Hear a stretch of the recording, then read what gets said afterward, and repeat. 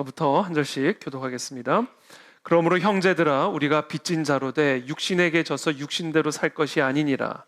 너희가 육신대로 살면 반드시 죽을 것이로되 영으로서 몸의 행실을 죽이면 살리니. 무릇 하나님의 영으로 인도함을 받는 사람은 곧 하나님의 아들이라. 너희는 다시 무서워하는 종의 영을 받지 아니하고 양자의 영을 받았으므로 우리가 아빠 아버지라고 부르짖느니라. 성령이 친히 우리의 영과 더불어 우리가 하나님의 자녀인 것을 증언하시나니 자녀이면 또한 상속자 곧 하나님의 상속자요 그리스도와 함께한 상속자니 우리가 그와 함께 영광을 받기 위하여 고난도 함께 받아야 할 것이니라. 아멘. 우리 요새 계속해서 우리 생명의 삶 로마서 말씀 묵상하고 있습니다. 사실 로마서는 쉬운 책은 아닙니다. 사실은 어려운 책이라고 말할 수 있죠. 그러나 이 어려운 책인 만큼 이 로마서만큼 이 인류 역사에 또 문명사에 또 교회사에 지대한 영향을 미친 책도 없습니다. 그래서 참 이 로마서라는 책은 우리가 깊이 공부하고 또 공부해야 할 그런 귀한 책이라고 생각이 되어집니다. 지난 수요일, 이번 주 수요일이죠. 이번 주 수요일 저희가 이제 1대1 지도자반 과정을 지금 하고 있습니다. 두 번째 강의였는데요. 이 1대1 지도자반 과정에서 우리 한 성도님이 저에게 질문을 주셨습니다. 만약에 우리가 양육을 하는 그 동반자라고 하는데 그 양육을 받는 분이 만약에 양육자인 저에게 이런 질문을 하면 어떻게 답변을 해야 할까요? 라는 질문이었습니다. 그 질문은 이것이었습니다. 한 번 구원은 영원한 구원인가요? 만약에 이와 같은 질문을 받으면 어떻게 답변을 해야 할지 이렇게 질문을 주셨습니다. 한 번 구원은 영원한 구원인가요? 이걸 사실 조금 적나라하게 의역을 하면 이런 의미입니다. 내가 어린 시절 또는 젊은 시절 예수님을 영접했고 또 세례도 다 받았고 또 교회 직분도 받았고 교회 생활도 하면 그 이후에 내가 어떻게 살든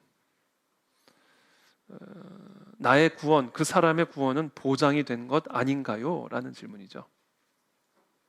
이것을 아주 그럴싸하게 포장한 이야기입니다. 한 번 구원은 영원한 구원인가요? 구원은 오직 믿음으로 받는 것이지 행함으로 받는 것이 아니지 않나요? 그러니까 예수님을 영접하는 그 순간 그걸로 나의 구원은 영원히 보장된 것이 아닙니까? 라는 그런 의미가 담겨져 있는 질문입니다. 한 번 구원은 영원한 구원인가요? 그렇죠? 여러분 어떻게 생각하십니까? 물론 여러분들의 생각이 중요한 건 아닙니다. 하나님의 말씀이 중요한 거죠. 답은 노입니다. 노입니다. 예수님은 주여 주여 하는 자마다 다 천국에 들어갈 것이 아니요 주의 뜻대로 행하는 자라야 들어갈 것이다. 이렇게 말씀하셨습니다. 야고보는 행함이 없는 믿음은 죽은 믿음이다 라고 분명히 말씀하셨습니다. 여러분, 우리는 오직 믿음으로 구원받습니다. 우리의 행함으로 하나님의 거룩함과 하나님의 의에 도달할 수 있는 자는 아무도 없습니다. 그러나 진정으로 우리를 구원할 수 있는 믿음은 행함이 수반되는 믿음입니다. 우리를 구원하는 믿음은 반드시 행함의 열매를 맺는 믿음입니다. 행함의 열매가 없는 믿음은 그 자체로 죽은 믿음이고 우리를 절대로 구원할 수 없는 믿음입니다. 그래서 우리가 입으로는 예수님을 믿는다, 나는 예수님을 믿습니다 라고 고백을 하면서도 그의 삶에 그와 같은 믿음에 합당한 열매가 없다면, 행함의 열매가 없다면 그 사람은 믿음이 없는 불신자나 마찬가지입니다. 그 사람은 신앙생활이 아니라 문화생활을 하는 것뿐입니다. 기독교적 문화생활이죠. 따라서 그런 사람에게는 구원도 없습니다. 왜냐하면 우리는 오직 믿음으로 구원을 받기 때문에요. 그렇죠? 물론 이 질문을 하신 성도님은 절대로 이것을 믿는 분이 아니에요. 이걸 어떻게 답변을 해야 될지 저한테 질문하신 거예요. 그래서 제가 오늘 그 시간에 답변을 했는데 공개적으로 우리 모든 성도님들에게도 제가 오늘 그 질문에 답변을 드리는 겁니다. 워낙 중요한 질문이었기 때문입니다. 이건 우리의 구원과 영생과 관련된 문제이기 때문입니다. 우리를 구원하는 믿음은 믿음의 행함, 믿음의 생활, 믿음의 삶이 있는 믿음입니다. 자, 그런 의미에서 한 번 구원은 영원한 구원이다라는 말은, 이런 말은 성경적으로 존재하지도 않고 존재할 수 없는 아주 이상한 말입니다. 행함이 없는 믿음도 믿음이다라는 거짓된 가르침입니다. 그러니까 우리가 널리 사용하는 그냥 사용하는 이런 말들 가운데 참 이상한 말들, 절대로 쓰면 안 되는 말들이 참 많아요. 우리 그 시간에 또 한 성도님께서 우리 가운데 아주 잘 사용되는 말 또 하나를 추가적으로 또 소개해 주셨어요. 부끄러운 구원. 여러분 이 말을 어떻게 생각하십니까? 부끄러운 구원. 이 말은 어떤 의미냐면 평생토록 자기 마음대로 살다가 죽기 직전에, 그냥 숨이 꼴딱꼴딱 넘어가기 직전에 나 예수님 믿습니다 하고 구원받는 거, 이거 부끄러운 구원이다라는 표현을 쓰죠. 여러분 이런 말은 절대로 쓰면 안 되는 말입니다. 예수님이 십자가에서 자신의 옆에 못 박힌 강도에게 나와 함께 낙원에 있으리라 말씀하셨지, 참으로 부끄럽도다 그렇게 말씀하셨어요? 네 구원은 참 부끄러워. 평생 강도짓 하다가 막판에 구원 열차 올라탔구나. Shame on you.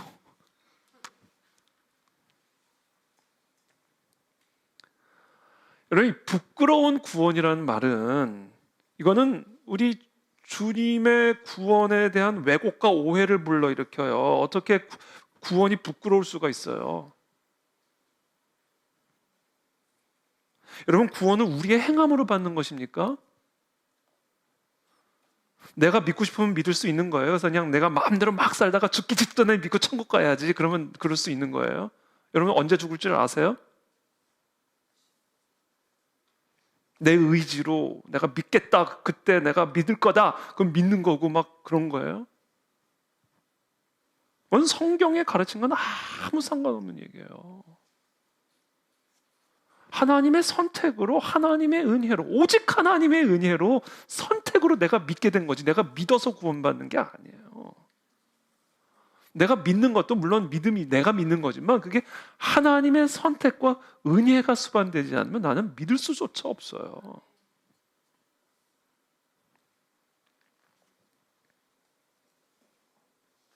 그러니까 세상에 부끄러운 구원이라는 게 어떻게 존재할 수가 있습니까? 평생 강도짓하며 자기 마음대로 그냥 허랑방탕하게 살다가, 그렇게 부끄러운 삶을 살다가 그냥 결국 막차 타고 구원받았으니까 부끄러운 구원이다, 이렇게 만약에 부르는 것이라면, 여러분 세상에 부끄럽지 않은 구원이 어디 있어요? 여러분 우리는 부끄럽지 않은 삶을 살다가 구원받았습니까? 우리는 구원받을 만해서 구원받은 거예요? 강도의 구원은 부끄러운 구원이고 나의 구원은 영광스러운 구원입니까? 강도의 구원과 우리의 구원의 차이가 도대체 뭐가 있어요? 도대체 어떤 차이가 있습니까? 내가 바로 그 강도가 아닙니까? 그러니까 강도의 구원이나 나의 구원이나 모든 게 다 오직 은혜예요.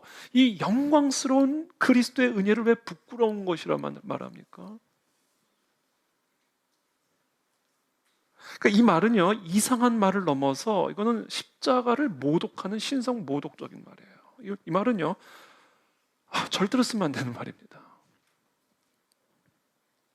그러니까 이런 왜곡된 말들을 아무 생각 없이 목사들이 강단에서 설교하고 성경부에서 가르쳐주고, 그런 설교와 가르침을 들은 성도들이 그 말이 성경적으로 옳은지 아닌지 제대로 판단하지도 않고 깊이 생각해보지도 않고 그냥 따라하는 거예요.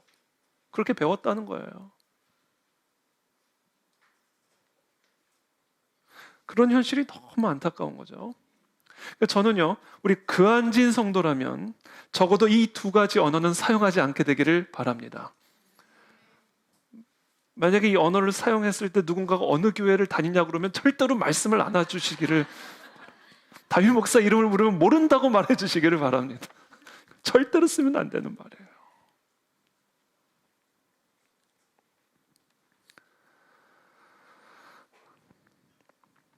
한 번 구원은 영원한 구원이다라는 말은 우리를 향한 그리스도의 신실한 사랑을 강조하는 표현으로서는 정확한 표현이에요. 한 번 구원은 영원한 구원이다라는 말은 구원자를 묘사하는, 구원자의 입장에서 사용한다면 정확한 말입니다. 왜냐하면 그리스도의 단 한 번의 십자가의 죽음으로 우리의 구원을 확정해 주셨고 보증해 주셨기 때문에 그래요. 그래서 주님은 또다시 십자가에서 죽으실 필요가 없습니다. 2000년 전 골고다 십자가 그 단 한 번의 역사로 우리의 구원을 영원토록 확정 지으셨습니다. 그러나 이 말은 구원을 받는 자에게 적용해서는 안 되는 말이에요. 예수 그리스도는 모든 사람들을 신실하게 사랑하셨고 모든 사람들을 이처럼 사랑하사 십자가에서 죽으셨습니다. 그리고 단번에 우리 모두가 다 죄인 되었을 때에 단번에 십자가에서 죽으심으로 우리를 향한 하나님의 신실한 사랑을 영원토록 확증하셨고 보장하셨습니다. 그렇게 그리스도의 구원 사건은 그 단회적인 한 번의 사건으로 영원토록 완성됐어요. 그러나 그 구원을 받은, 그 구원의 약속을 받은 우리들에게 있어서 구원은 단회적인 사건으로 완성되는 게 아니에요. 그때 그 순간 내가 그리스도를 영접했고 그때 그 순간 내가 세례를 받았다 해서 그 사람이 그 순간 영원토록 그 구원이 보장되거나 확정될 수 있는 게 아니에요. 왜냐하면 우리를 위해 베풀어 주신 그리스도의 구원은 영원토록 변함이 없지만, 영원토록 확정됐지만 그 구원을 받은 사람의 믿음은 언제든지 변질될 수 있고 언제든지 버려질 수 있기 때문에 그래요. 박태선 장로의 신앙, 박태선 장로는 믿음이 아주 좋았던 사람이에요. 이적이 나타나기 시작한 거예요. 그러면서 박태선 장로를 하나님이라고 부르기 시작한 거예요. 한 번 구원은 영원한 구원입니까? 이런 이상한 말이 어디 있어요? 스님이었다가 목사가 된 분도 많지만요, 목사하다가 스님으로 갈아탄 분들도 많아요. 놀랍죠? 목사하다가 무신론자 된 사람들도 많아요. 좀 놀랍죠? 한 번 구원은 영원한 구원입니까? 이런 말도 안 되는 말이 어디 있습니까? 이단에 빠진 그리스도인들, 제 주변에도요, 청년 시절에 신앙생활 열심히 하다가 신천지 통일교로 빠진 사람들이 있어요. 심지어 신천지 전도사하고 있다는 소식도 제가 최근에 들었어요. 부산에서.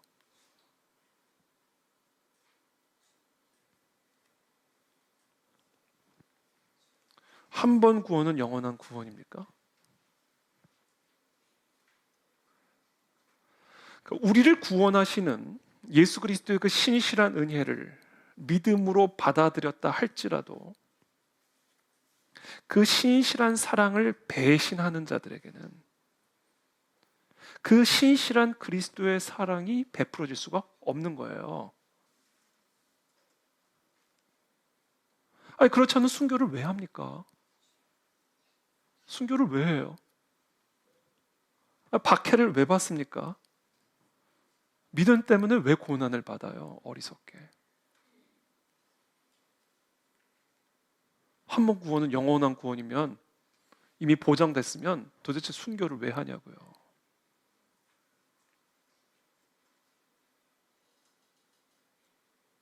그래서 예수님께서 경고하신 거예요. 마지막 때를 살아가는 그리스도인들에게 몸을 죽일 수 있는 자를 두려워하지 말고 몸과 영혼을 함께 멸할 수 있는 분을 두려워해라. 살겠다고 배신하면 영혼이 영원한 지옥에 들어간다, 그 얘기예요. 요한계시록의 중심 메시지가 뭡니까? 끝까지 이기는 자가 생명의 면류관을 받는다는 거예요. 끝까지 가야 돼요. 한 번 이기는 거 안 돼요. 끝까지 이겨야 돼요. 중간에 패배할 수도 있어요. 그러나 다시 일어나서 끝까지 이겨야 돼. 끝까지 가야 돼요.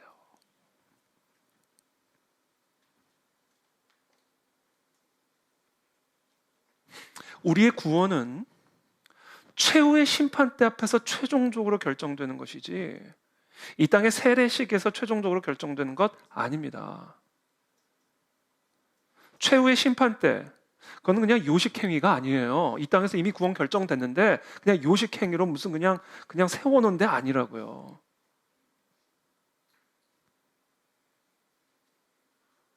이 땅에서 구원 다 결정됐으니까 그 최후의 심판대냐면 통과만 하면 되는 그런 곳이 아니라고요. 최후의 심판대가 최후의 심판대입니다.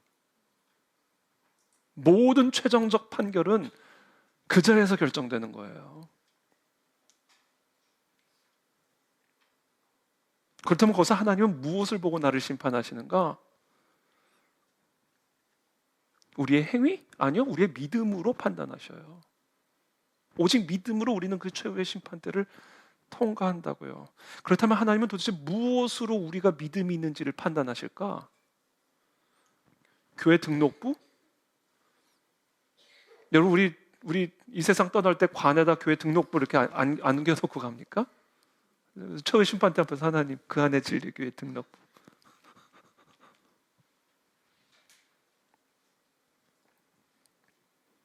교회 직분? 그리스도의 이름으로 귀신을 내쫓은 내 사역 이력? No, no, no라고 주님 말씀하시잖아요. 슬피 울며 이를 가리라.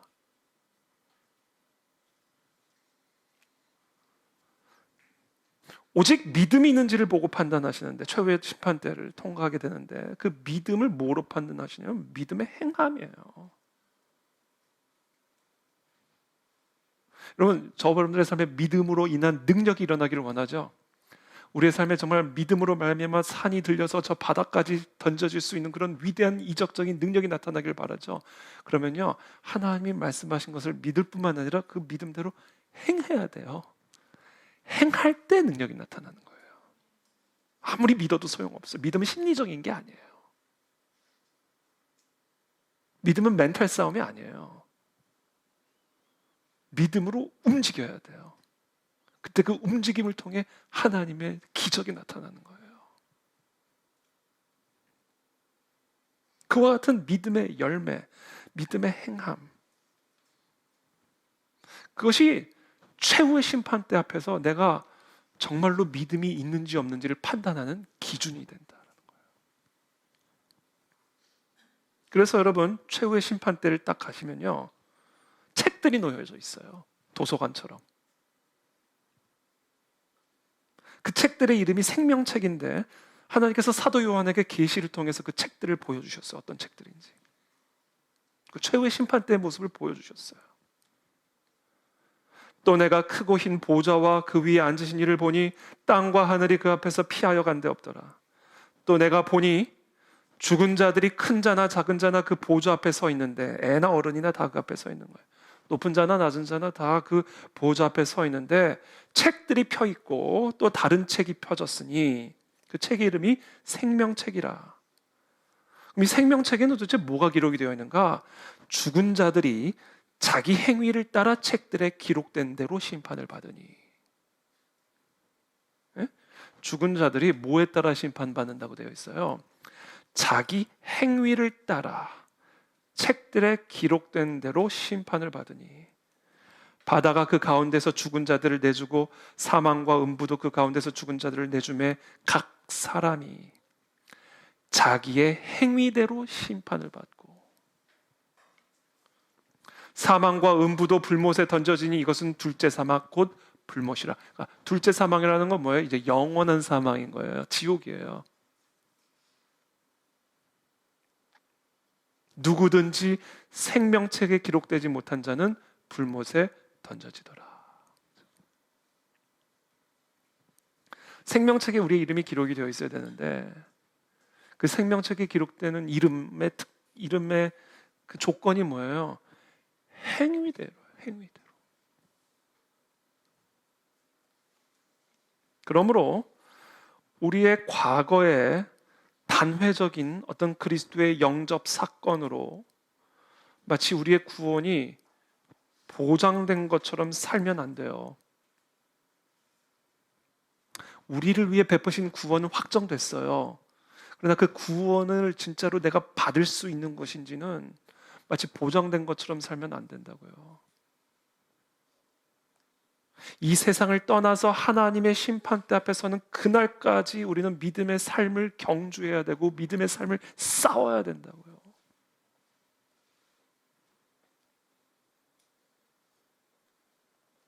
우리는 우리의 믿음으로 구원을 받는 게 아니에요. 우리의 믿음 생활로 구원받는 거예요. 믿음의 생활. 이게 진짜 믿음이에요. 이것이 성경에서 말하는 오직 믿음으로 구원을 받는다는 것의 진정한 의미입니다. 믿음의 생활. 그러니까요, 우리가 물론 성경에는 그것을 이제 풀어놓았기 때문에 믿음으로만 말을 하지만 그 풀어서 설명하신 것을 정확하게 지금 말씀을 드린다면 당신에게는 믿음이 있습니까? 라는 질문, 그렇게 사실은 말을 하면 안 돼요, 사실은. 당신은 믿음을 생활하고 있습니까? 라고 물어야 돼요. 왜냐하면 그게 믿음이기 때문에. 그게 성경에서 말하는 믿음이기 때문에. 여러분, 기억하세요. 성경에서 말하는 믿음은 믿음 생활이에요.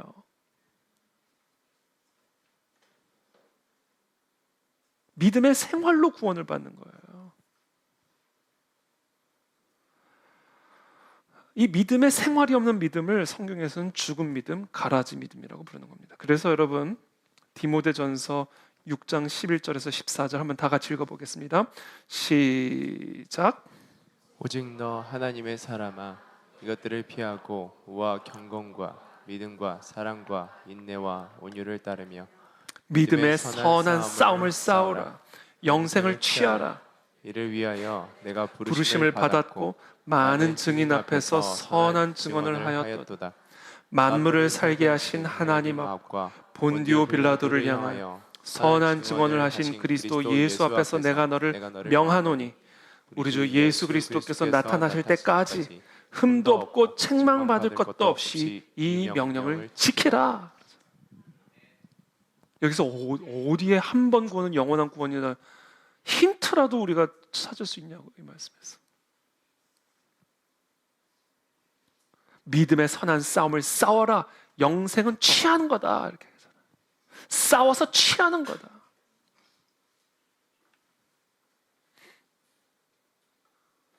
그러니 우리 주 예수 그리스도께서 나타나실 때까지 흠도 없고 책망받을 것도 없이 이 명령을 지키라. 지키라. 우리가 우리의 행함에 대해서 두려움을 가져야 돼요.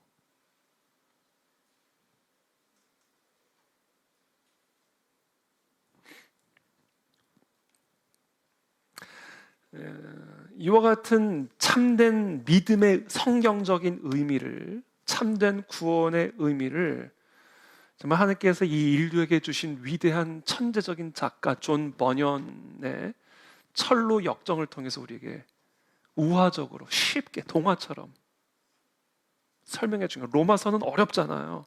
제가 이따가도 설명하겠지만 법전이에요. 사도 바울이 법학자였단 말이에요. 법학자. 오늘 이 복음을요 법으로 설명을 해요. 그러니까 어려워요 책이. 법전을 읽는 것 같은 느낌이란 말이죠. 근데 하나님께서 이 법전을 동화책처럼 읽을 수 있게 아주 재미있게 그냥 반나절이면 다 읽을 수 있도록 존 버년이라고 하는 위대한 작가를 통해서 우리에게 동화책으로 주셨어요. 우화집으로. 철로 역정이에요. 철로. 하나님께로, 하나님의 나라에 가는 길은 역정이다. 역경의 여정이다.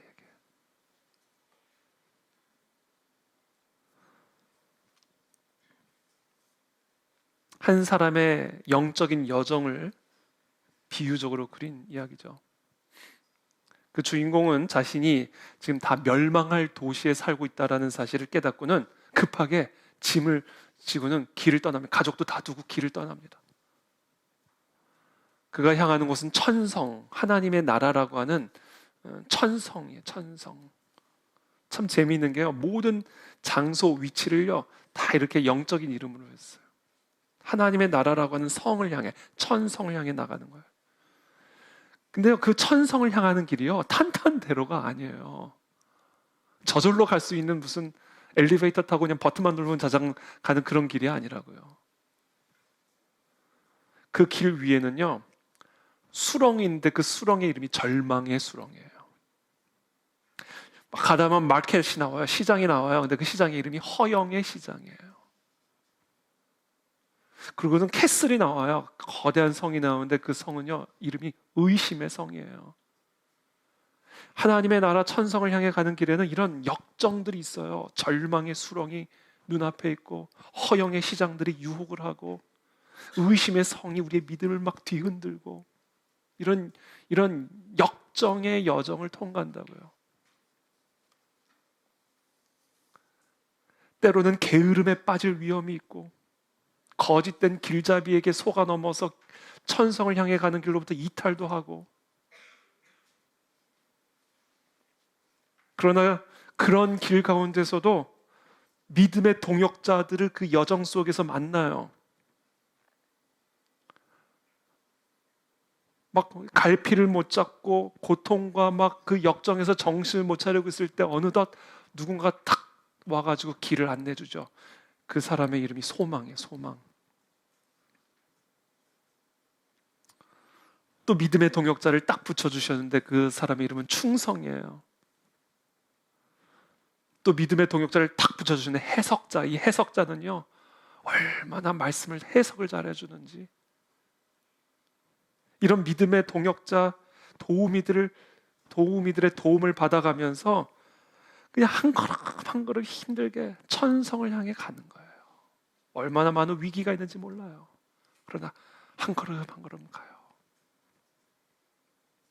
이 철로 역정의 이 우화가 우리에게 가르쳐주는 메시지가 뭡니까? 이 구원의 여정은 단순히 출발하는 데 있지 않다라는 거예요. 물론 출발점에서 우리가 구원의 은혜를 경험하는 사건들이 있지만 그것은 끝이 아니라 시작이라는 겁니다. 참고로 이 주인공의 이름은 불신자가 아니에요. 크리스천이에요. 이 크리스천은 비록 이 천성을 향해 가는 이 여정을 시작은 했지만 그것으로 확정된 게 아니라 수많은 시험과 수렁들을 통과해야만 합니다. 때로는 사탄 마귀의 위협도 경험합니다. 그래서 정말 다시 돌아갈까 고민도 합니다. 그러나 그때마다 돕는 자들, 동역자들이 찾아와서 결국 그 모든 것들을 뚫고 천성을 향해 나아가게 만들고, 마지막에는 깊은 강이 있는데 그 강의 이름이 죽음이에요. 결국 그 죽음의 강을 넘어서 천성으로 들어가는 구원의 여정의 종착지에 도달하게 되는 것이죠. 죽음의 강까지 가도 모르는 거예요. 순간 그 크리스천이, 여러분 나중에 철로 역정도 한번 읽어보세요. 이걸 가야 되나 말아야 되나, 들어가야 되나 말아야 되나, 막 공포가 최고조로 밀려옵니다. 근데 그것도 돕는 손길들을 통해서 그 죽음의 강을 건너 결국은 하나님의 천성으로 무사히 돌아가게 돼요. 그 크리스천에게 한 번 구원은 영원한 구원입니까? 질문을 하면 아니 그런 이상한 말이 어디 있는지, 아마 무슨 말인지를 못 알아들을 겁니다. 아마 우리들에게 물어봐도 그럴 것 같아요.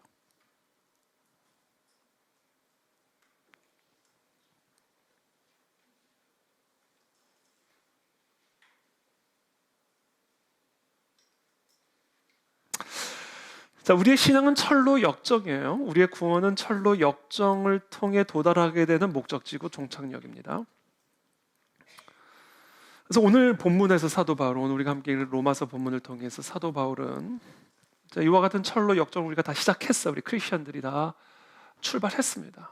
그리고 그 출발하는 과정에서 다양한 수렁도 만나고 유혹도 만나고 의심도 만나고 사자의 포효, 우는 사자와 같이 두루 삼킬 자를 찾아다니는 사탄마귀의 위협도 경험하고 돌아갈까?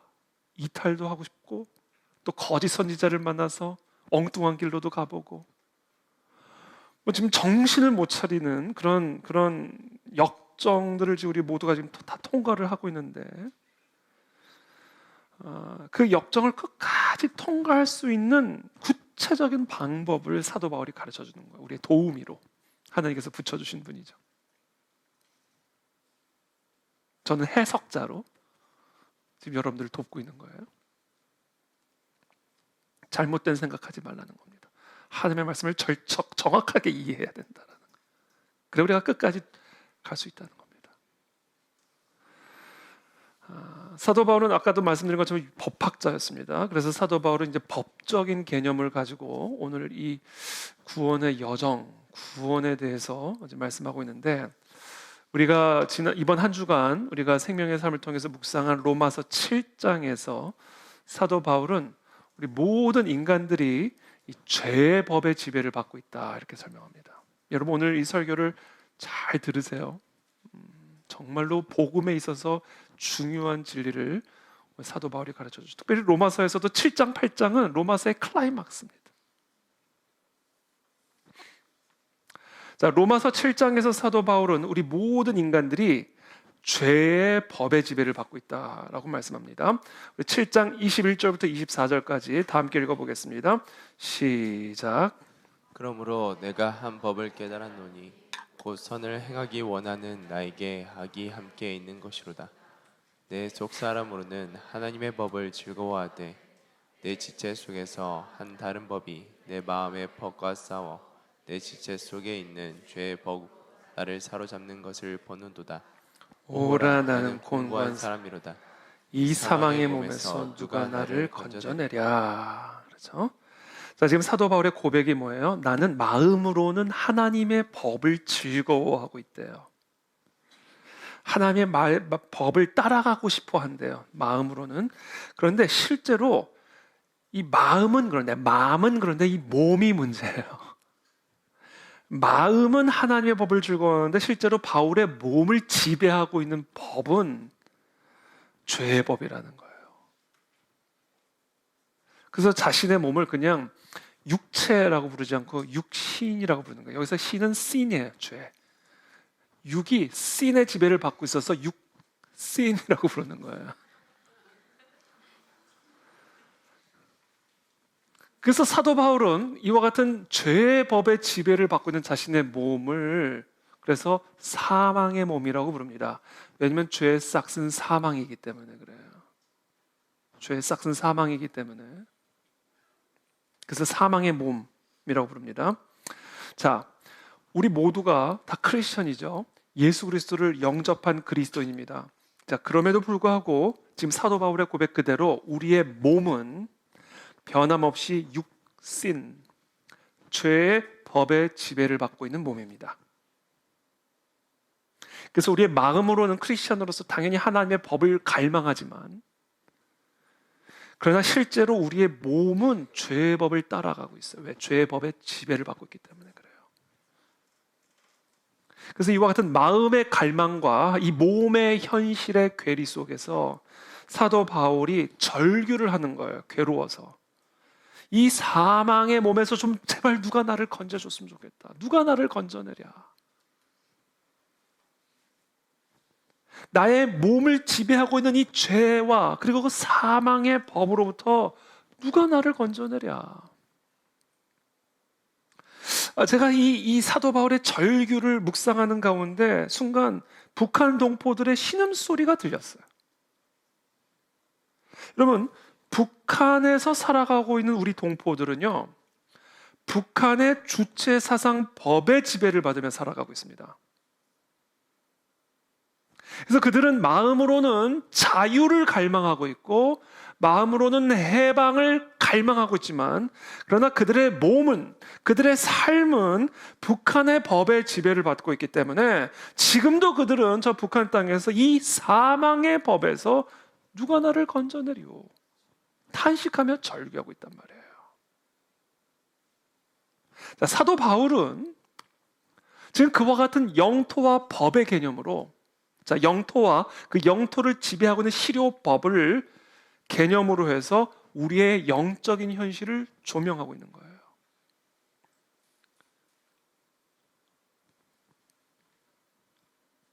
우리는 이 세상 속에 살면서 하나님의 법을 갈망하지만, 자유와 해방을 갈망하지만 실질적으로 몸은 죄의 법의 지배를 받고 있는 거예요. 그 탄식 속에서 갑자기 사도 바울의 입에서 해방의 외침이 갑자기 터져 나옵니다. 대한독립 만세! 하고 나오는 거예요. 그게 1절, 2절입니다. 8장 1절, 2절 다 함께 읽어보겠습니다. 시작. 그러므로 이제 그리스도 예수 안에 있는 자에게는 결코 정죄함이 없나니 이는 그리스도 예수 안에 있는 생명의 성령의 법이 죄와 사망의 법에서 너를 해방하였음이라. 아멘. 자, 그 절규, 그렇죠? 그 괴리 속에서, 마음의 갈망과 몸의 현실의 괴리 속에서 막 너무 괴로워서 절규하고 있을 때 그 순간 외치는 거예요. 그리스도 예수 안에 있는 자에게는 정죄함이 없다 외친 거예요. 대한독립 만세 외친 거예요.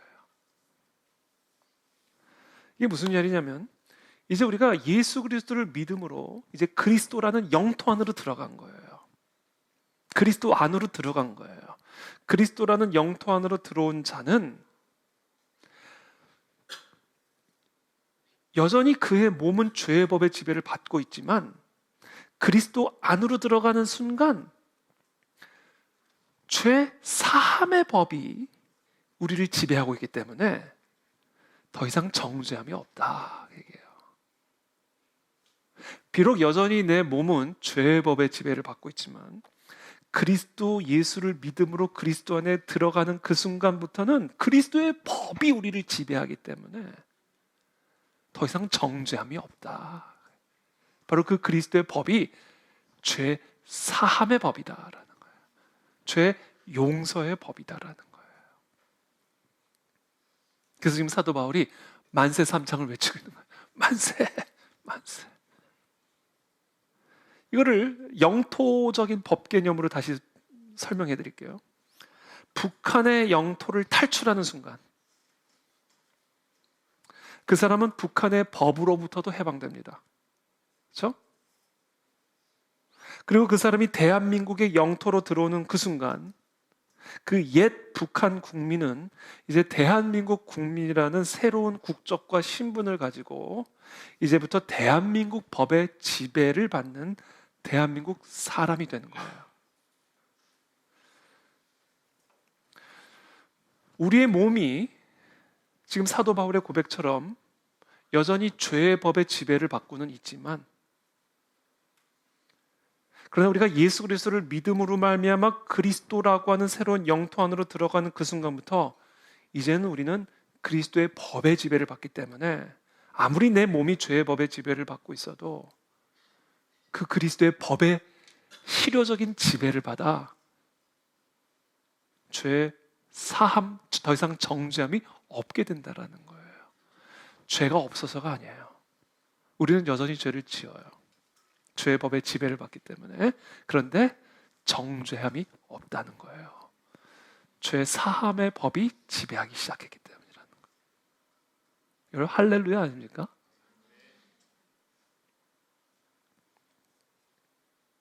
그래서 이 죄 사함의 법은 그래서 곧 생명의 법이에요. 왜냐하면 죄의 싹은 사망인데 내 몸은 여전히 죄의 법의 지배를 받고 있음에도 불구하고 그리스도 안으로 들어가는 순간 죄 사함의 법이 나를 지배하게 되었기 때문에 이제 더 이상 사망의 법이 나를 지배하는 게 아니라 생명의 법의 통치를 받게 된다는 얘기입니다. 죄를 안 지어서가 아니에요. 죄 사함의 법의 지배를 받고 있기 때문이라는 거예요. 여러분 이해되셨죠? 이게 아주 중요한 포인트입니다. 그래서 여러분 이단 중에 하나가 뭐냐면, 이단적인 가르침 중에 하나가 뭐냐면, 우리가 예수 그리스도를 영접하는 그 순간부터 우리는 더 이상 죄를 짓지 말아야 된다, 우리는 죄를 짓지 않는다, 이건 이단이에요. 그렇다고 죄를 지어라, 이것도 이단이에요. 정확한 성경적인 가르침은 죄를 지을 수밖에 없다. 왜? 우리는 여전히 죄의 법의 지배 아래에 있기 때문에. 그러나 정죄함은 없다. 왜? 그리스도 안에 들어가는 순간부터 죄 사함의 법이 우리를 지배하기 때문에. 죄의 법을, 죄 사함의 법이 통치하기 때문에. 그래서 더 이상 사망의 법이 아닌 생명의 법 아래 우리가 살아가게 되었다라는 얘기예요. 탈북자처럼 우리는 이제 그와 같은 그리스도의 새로운 영토로 들어가 새로운 국적, 새로운 신분을 가진 그리스도인이 된 거예요. 대한민국 국민이 된 겁니다. 이해되셨죠? 우리 정확하게 이걸 이해하고 있어야 돼요. 그러니까 우리가 죄를 짓죠. 죄의 법의 지배를 받으니까. 그때마다 우리는 외쳐야 되는 거예요. 더 이상 그리스도 안에 있는 자에게는 정죄함이 없다. 선포하셔야 돼요. 더 이상 죄의 법이 나를 지배하고는 있지만 죄 사함의 법이 나를 지배하고 있다. 선포하셔야 돼요. 그리고는 자유하셔야 됩니다. 그래서 지금 사도 바울이 만세를 외치는 거예요. 죄의 법에 질질 끌려가 놓고도. 만세! 한 거예요, 만세.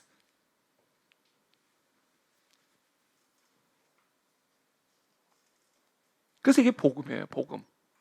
복음이라는 게 유앙겔리온이라는 헬라어 단어는 이 로마 황제가 바뀔 때 유앙겔리온이에요. 이게 뭐냐면 새로운 통치를 선언할 때 유앙겔리온이라는 단어를 썼다고요. 새로운 황제가 등극해서 새로운 황제의 통치 아래 들어갔을 때 유앙겔리온이에요. 복음. 우리는 새로운 통치 아래로 들어갔다 이거예요.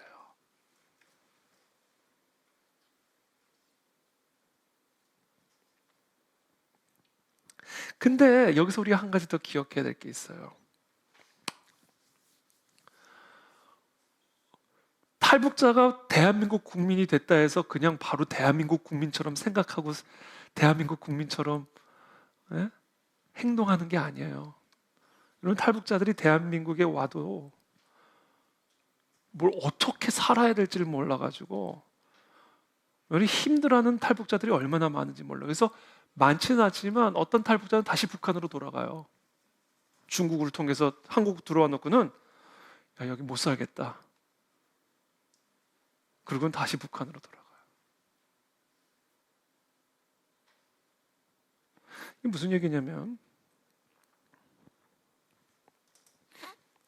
북한의 압제와 사망의 법으로부터 해방은 됐지만 여전히 그 사람은 북한의 법과 통치 아래서 평생토록 길들어져 온 세계관과 사고방식과 삶의 습관과 기질들이 그냥 그대로 남아있는 거예요. 지금 나라만 바뀌었지 사람은 똑같은 거예요. 그 사람을 지배하고 있는 법만 바뀌었지 그 사람은 똑같은 거예요. 변함이 없는 거예요. 그래서 대한민국에 들어와 놓고도 여전히 옛 습관, 옛 사고방식, 옛 세계관을 그냥 가지고 살아가는 거예요. 그래서 탈북자들이 자유와 해방의 법 아래 살면서도 여전히 과거의 습관과 기질을 가지고 살아가는 모습을 보게 되죠. 제가 직접 들은 얘기인데 아파트에서 사는데 갑자기 우리 가끔씩 뭐 관리사무소에서 뭐 이렇게 삑 사례 같은 거 올린 다음에 관리사무소에서 알려드립니다 그런 거 하잖아요. 근데 그 탈북자 한 사람이 아파트에서 그런 관리사무소에 방송이 갑자기 딱 이러고 들었대. 이러고 갑자기 놀라가지고 이러고 들었다는 거. 왜냐하면 그게 김일성이 그런 식으로 한대요. 그게 방송 같은 거 하면 딱 듣는다는 거예요. 근데 옛 습관들이 그냥 나오는 거예요.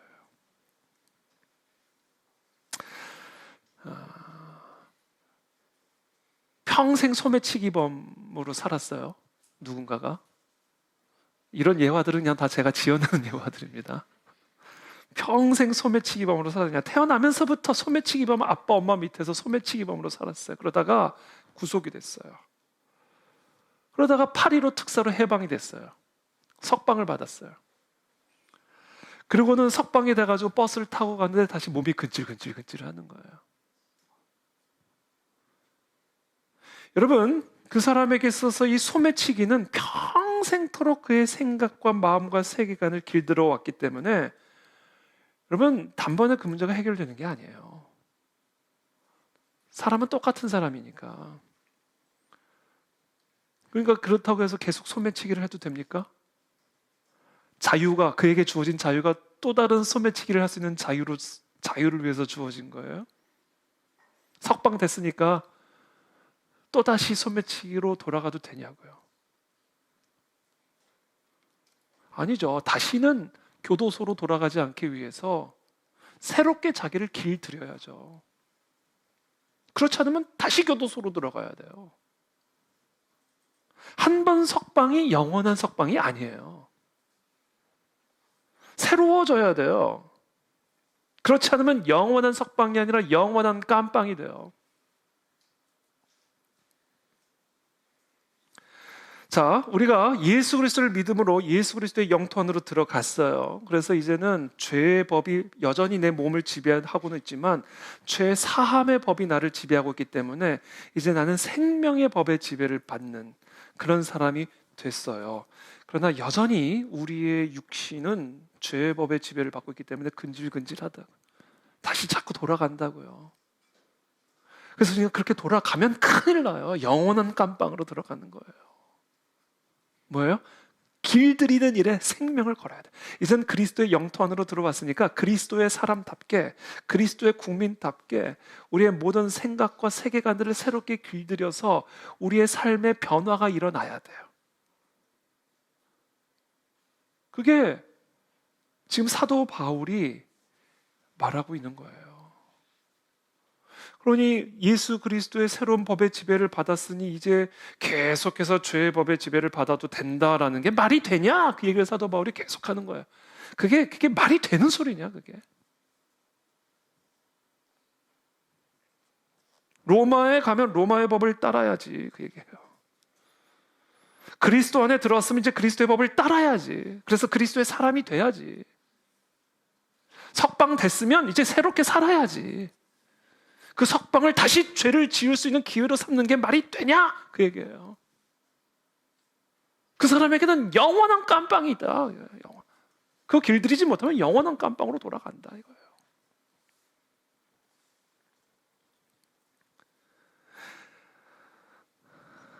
뭐 어떻게 우리가 그러니까 결국 우리가 이제 구원의 출발을 했다면 예수 그리스도를 믿음으로 이제 새로운 영토 안으로 들어가서 새로운 법의 지배를 받게 됐다면 이제 우리는 그리스도의 법에 길들여 가야 돼요.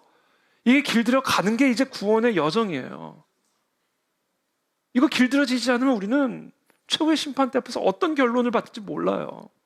그래서 저는 이 시간 질문하고 싶습니다. 지금 우리가 그렇게 길들여 가고 있습니까?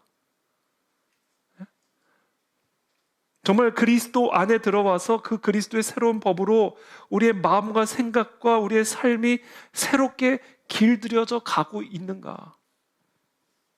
그것을 신학적인 용어로는 성화라고 얘기하는 거예요. 성화가 이루어지고 있는가? 그 새로운 그리스도의 법에 우리 삶이 길들여지기 위해서 우리가 반드시 해야 할 일을 사도 바울이 오늘 가르쳐 주는 겁니다. 우리 5절, 6절. 로마서 8장 5절에서 6절입니다. 우리 다 함께 읽어보겠습니다. 시작.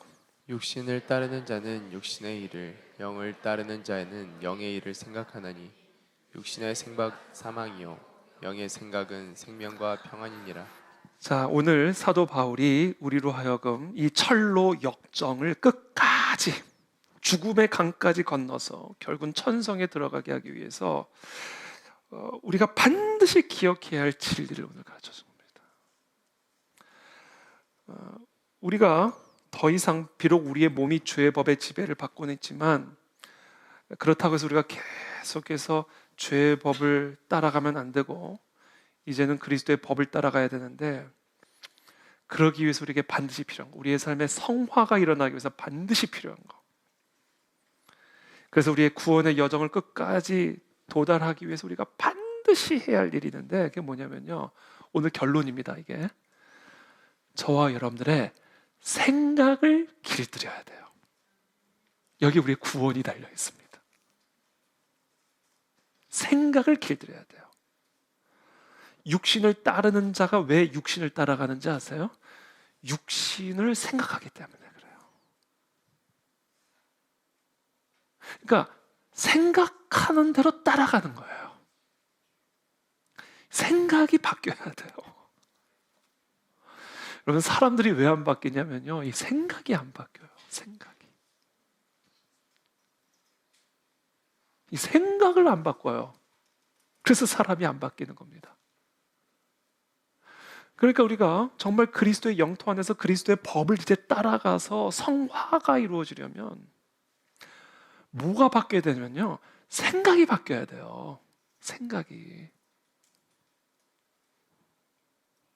우리의 생각이 우리의 삶을 낳게 되어 있어요. 그래서 우리의 생각이 우리의 행위를 결정해요. 그래서 우리의 생각이 우리의 구원을 결정짓는 거예요. 이 생각의 생각. 저는 오늘 이 시간 축복합니다. 우리의 생각이 그리스도의 법으로 길들여지게 되기를 축복합니다. 이 생각의 변화가 일어나야 돼요. 우리의 생각을 어떻게 길들일 수 있고 무엇으로 변화시킬 수 있는가? 우리 예레미야서 6장 19절 다 함께 읽어보겠습니다.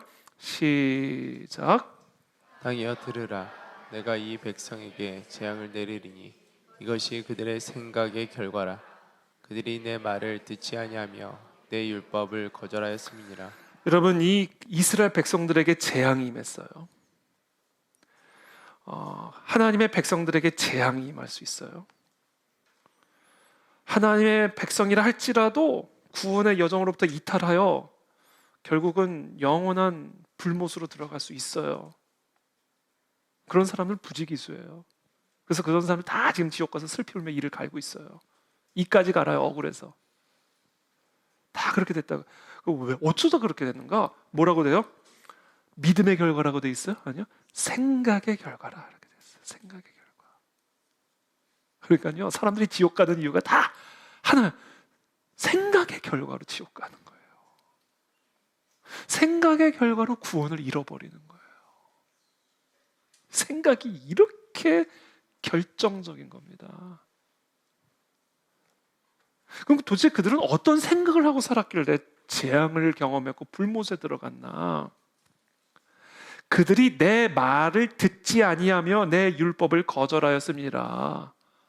그들의 생각은요, 하나님의 말씀을 거절하는 생각이었어요. 그래서 지옥에 가는 거예요.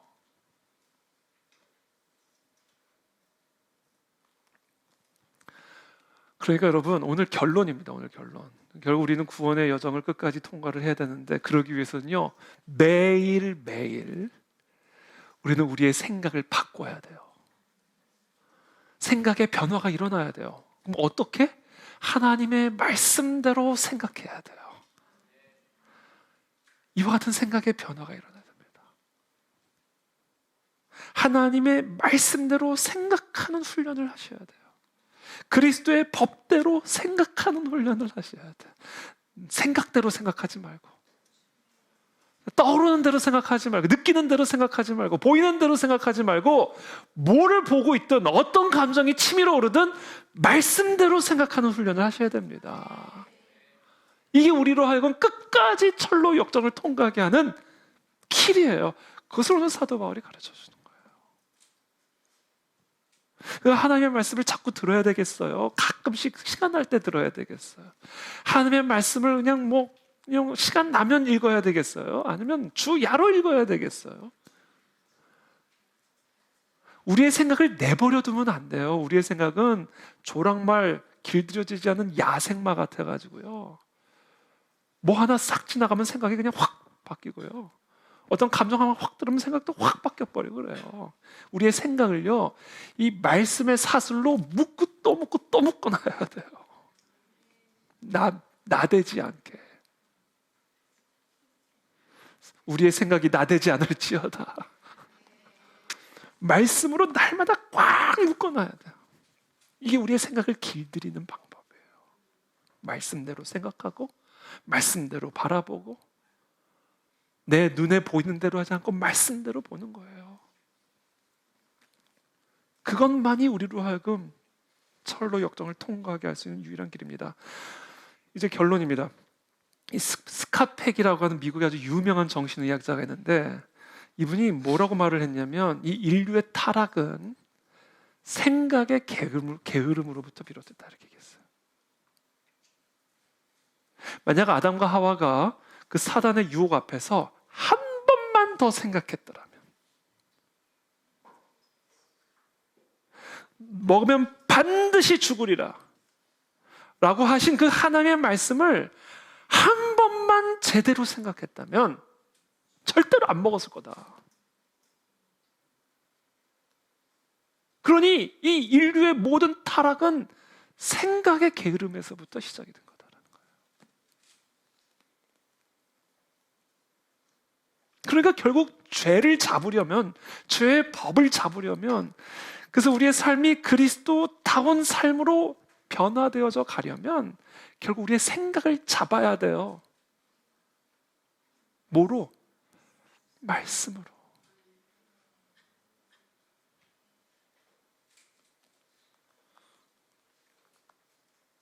저는 이 시간 저와 여러분들의 생각이 변화되기를 축복합니다.